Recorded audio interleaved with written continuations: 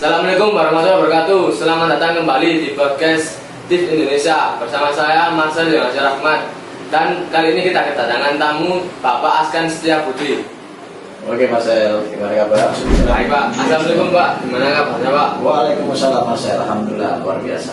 Kali ini kita akan membahas tentang hipnotis ya Pak ya. Oke siap Marcel.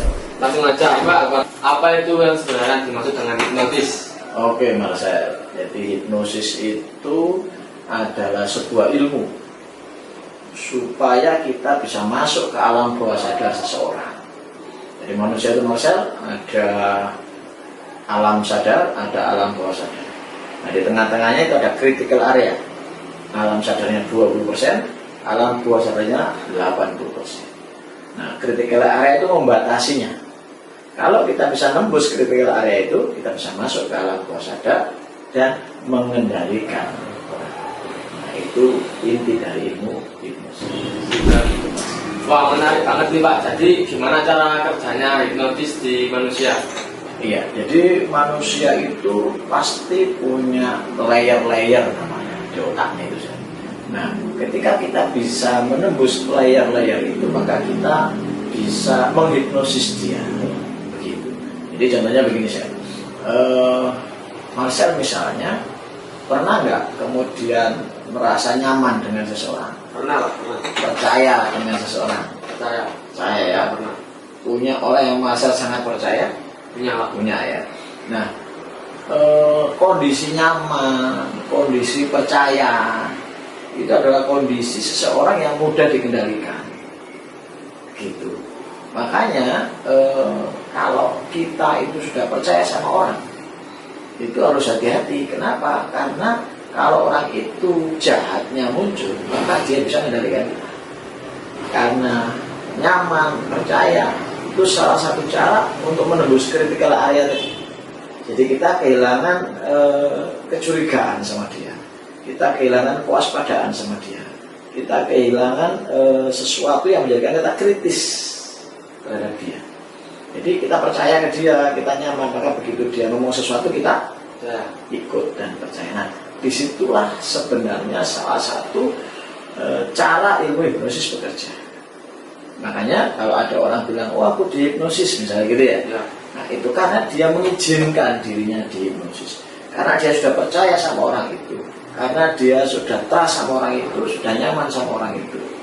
Gitu. Makanya ini pesan juga saya kepada anak-anak cewek ini ya, kalau sudah nyaman sama cowok, nah itu biasanya dia rawan dikendalikan gitu saya. Rawan dihipnosis. Sebenarnya ada yang hipnosis itu sadar, ada yang hipnosis itu nggak sadar. Maksudnya hipnosis sadar itu apa ya tadi? Ketika kita percaya sama orang, ketika kita kemudian perasa sama orang, ketika kita nyaman sama orang, kita pasti mudah ikut apa yang dia mau, betul kan? Betul. Nah hipnosis yang nggak sadar itu ketika kita lihat manusia ada 3 level. Ada hard, sulit di hipnosis, ada medium, ada easy, ada mudah. Nah yang mudah untuk kita kendalikan itu yang isi tadi. Ya kalau di TV kadang orang tidur gitu. Kalau di video-video medsos saya itu ada orang lupa jarinya berapa, lupa namanya siapa, lagi di mana. Nah itu dia betul-betul masuk ke trance. Saking percayanya dengan apa yang kita sampaikan, yang kita mainkan di awal, yang kita passing di awal, yang kita bonding di awal, sehingga seakan-akan dia percaya sepenuhnya pada apa yang kita bawakan sekarang dan berikutnya. Maka begitu kita sugesti dia ngikut. Begitu dia ngikut, berarti kan dia masuk tuh ke alam bawah sadarnya, ya kan? Ngikut penuh sugesti kita. Nah, orang-orang seperti yang kita kendalikan. Begitu Mas. Kalau bicara bagaimana cara ilmu hipnosis bekerja, begitu saya. Nah, kalau begitu aplikasi nyata dalam kehidupan sehari-hari itu apa saja Pak? Kehidupan nyata biasanya kita pakai dalam hipnoterapi saya. Hipnoterapi orang nggak mau makan nasi misalnya, pernah kita hipnoterapi jadi mau makan nasi. Orang takut ketinggian, kita hipnoterapi jadi berani ketinggian. Orang takut nyetir, kita hipnoterapi jadi mau berani nyetir. Orang berhenti ngerokok, nah pengen berhenti ngerokok kita terapi bisa berhenti ngerokok. Dan berbagai masalah-masalah psikologis yang lainnya, sakit-sakit fisik ataupun psikis itu bisa dibantu dengan dengan penyembuhan ala hipnosis. Ilmunya namanya hipnoterapi. Jadi kalau di TV itu namanya steak hipnosis. Ada yang betulan, ada yang rekayasa. Cerita-cerita di luar sana, oh saya dihipnosis sehingga uang saya diambil, gitu kan? Itu sebenarnya bukan dihipnosis, tapi karena kita lagi dalam kendali dia. Oh ya maaf saya, selain nyaman, selain percaya, kondisi panik itu juga mudah dihipnosis. Maka kalau kita ditelepon orang, dibikin terburu-buru, ya, itu kan kita dibikin emosi kita muncul. Nah saat emosi itu dikendalikan terus sama dia, lama-lama kita mengikuti apa yang dia mau. Suatu saat pernah saya ditelepon tuh saya, Pak anaknya masuk rumah sakit jatuh. Oke, kemudian dialog itu dibikin sedemikian rupa sehingga saya percaya gitu kan, sampai akhirnya saya mau transfer ke saya. Kok bisa begitu ya? Karena saya dalam kendali mereka, suasana batin, suasana pikiran dalam kendali mereka. Makanya orang yang selamat adalah orang yang netral sebenarnya saya, netral.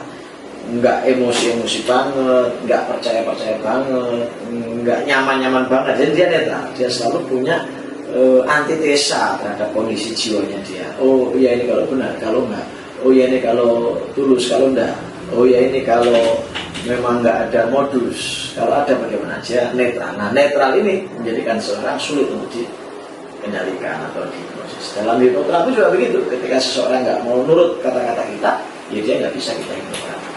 Ketika orang mau mengikuti sugesti kita, rokok itu jadi pahit saja, gitu kan? Nasi itu jadi enak. Ya, nyetir itu jadi berani, padahal awalnya sebaliknya tidak seperti itu. Gitu sih. Oke Pak, jadi terakhir ini apa tipsnya untuk belajar hipnotis Pak? Iya. Jadi satu komunikasi saya. Kamu harus belajar komunikasi yang persuasif, yang sugestif. Intonasinya kamu harus mainkan. Tidak bisa ngomong yang biasa-biasa saja. Kita harus punya kemampuan mengolah kata. Itu yang pertama. Yang kedua bahasa tubuh saya. Bahasa tubuh harus meyakinkan orang sehingga orang itu percaya sama kamu.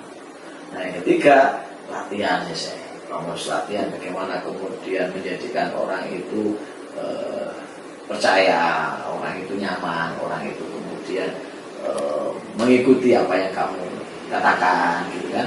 Ketika orang itu mengikuti semua sugesti kamu, mengikuti semua arahan kamu, maka kamu bisa memainkan hipnosis atau hipnoterapi.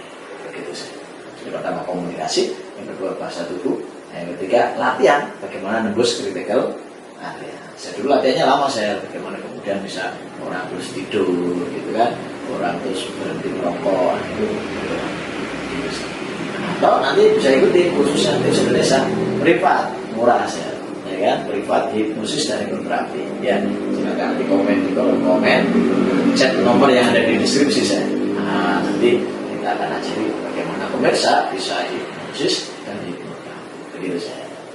Oke, jadi seperti itulah podcast kita hari ini tentang hipnotis dan sampai jumpa di podcast selanjutnya. Assalamualaikum warahmatullahi wabarakatuh. Waalaikumsalam.